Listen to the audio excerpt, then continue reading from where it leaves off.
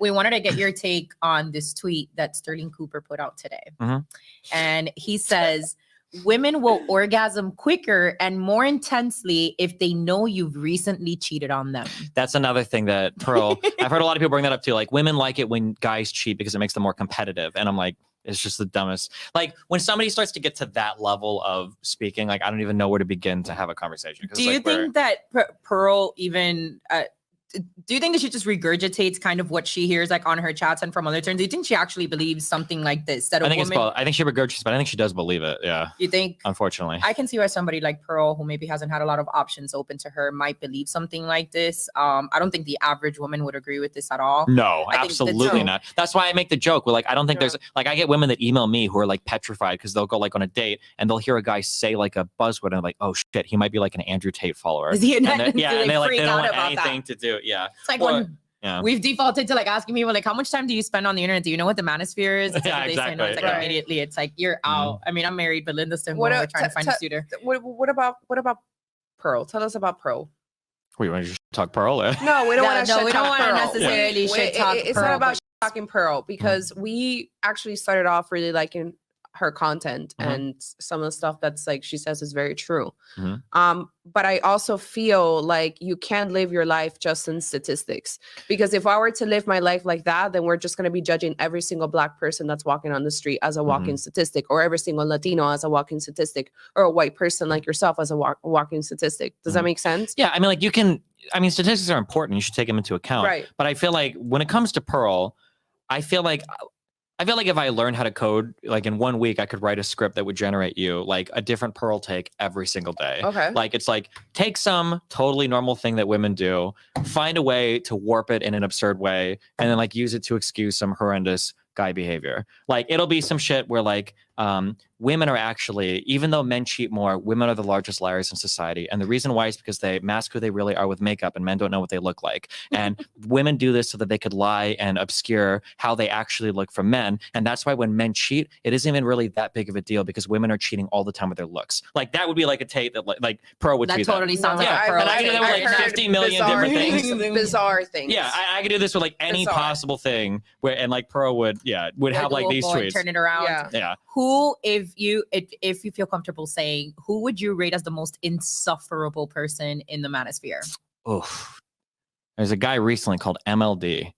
Oh my God, the greasy salesman that I was my God, the greasy salesman. Looks like a crazy car I was supposed salesman. to be on that panel, but they messed up. I was supposed to be on that panel and they messed up with my schedule. They never like confirmed the whole thing. So the guy the night before, I was like, look, I can't make it. But I was supposed to be on that panel with your wife. Tell me more about him. Yeah, okay. So I know he recently had, I can't believe he recently advocated for women being beat and staying in marriages. And I know that that's something that's currently going viral with your content. Yeah, he clarified on stream today. He was like, if you get hit once, you shouldn't leave. You should work through it. And I'm like, okay. Oh God. Yeah, thanks for the clarification. Yeah, I really helped you out there, bud. Yeah, Jesus Christ. One thing I don't like, the thing that drives me the craziest, and it's going to be more extreme in these spaces because these guys are supposed to be the alpha men. I don't like it when people have one type of energy online, and then when they come in real life, they have a totally different type of energy. That is especially when they do that with women. Like, if you are in front of a man, so I was in front of MLD on the Whatever podcast, and this guy is like, oh, so Destiny's so cool. He's the true red pill guy. He's like, he lives his own life. He's awesome. But then when I'm not there, and yesterday he's on a show with my wife, and she starts speaking, he's like, oh, this is a Destiny debate tactic. Oh, of course she'd say that. She's Destiny's wife. And I was like, well, why didn't you say this shit to me when I was in front of you? But now when he's in front of all the women who are roasting the fuck out of this clown, rightfully so, right? Because he wants to go to probably Japan and fuck a 16-year-old who doesn't know anything, right? Yeah. Now he's got like all this energy for them. He ends up getting called out by one of the adults on stage. He gets dressed down like a child, and then he scampers off stage like he's Golem, okay, looking for the ring. And now like the next day, he's on another podcast saying like, oh yeah, when I was on that stage, I was calling her, like I was saying she was a fat bitch, and I told her to her face. But if you actually watch the show, she was like, what did you call me in chat? And his response was like, I don't know, what did I say? I don't really remember typing anything. Like, I don't know. Yeah, it was walking it back. And I would have had more respect from him if he would have just said on the show, was like, yeah, I called you a fat bitch. I say that in chat. So I was like, okay, fine. At least you own it. But oh my God, that difference drives me insane. Where did he come from? I don't know where he came from. He's such a rude. And the thing is that he just looks so greasy and sweaty all the times. I can smell him from the screen. Am I exaggerating that? No, have you seen this guy? It's like, I feel him. Personally, for me right now, like, peaking the charts is Waller, Jay Waller, Justin Waller. Justin Waller. He's like, Were you with on that one with whatever and Lila? No, but I've seen a lot of her clips come out of that. Okay. She's like the trad Christian lady, right? I think, yeah. It's like the standard trad woman that they claim feminine, soft-spoken, traditional values, you know. The problem with these guys, and this is the issue, and I just recently put this together like 2 weeks ago.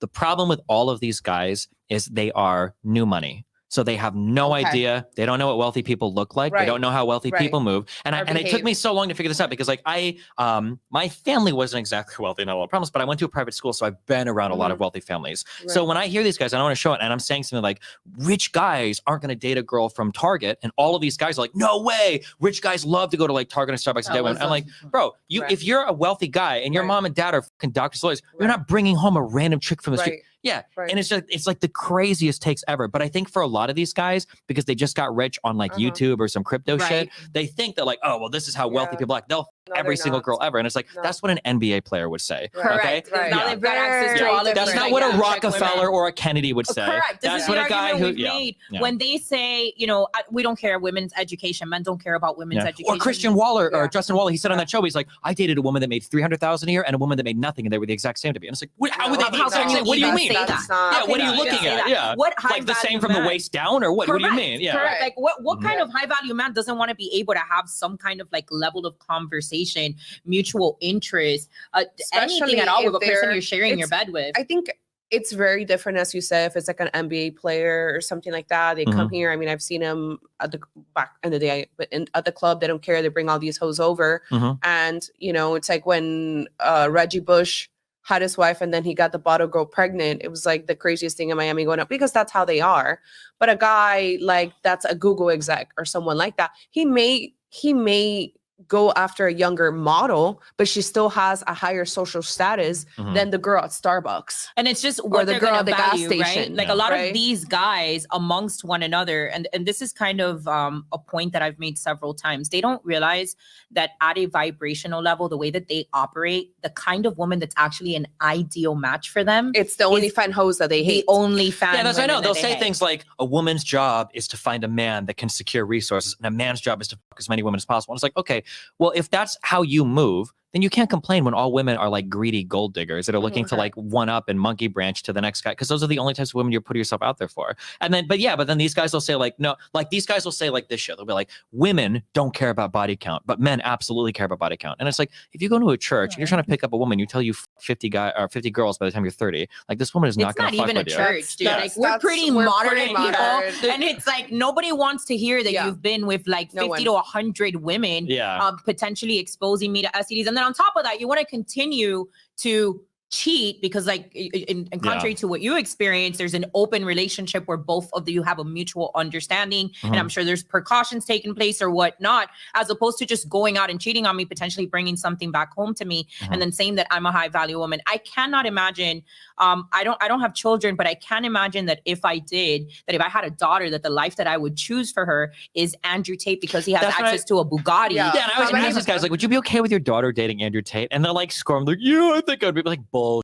You would not find if some fucking weirdo who lived in Romania was asking your daughter to go and move over with him and he ran a fucking cam studio, you would not be okay. You would kick that motherfucker's ass if you had the opportunity to. You would absolutely not be okay with that. Or if your daughter called you and she was like, oh, my husband I found out that he was fucking another woman in our bed yesterday. You wouldn't be like, well, listen, daughter, is he a high value man? That's just what you have to tolerate. Like, bullshit. You would never be okay with that. That would never happen. No shot. And those are the conversations. So Lila Rose actually brought up that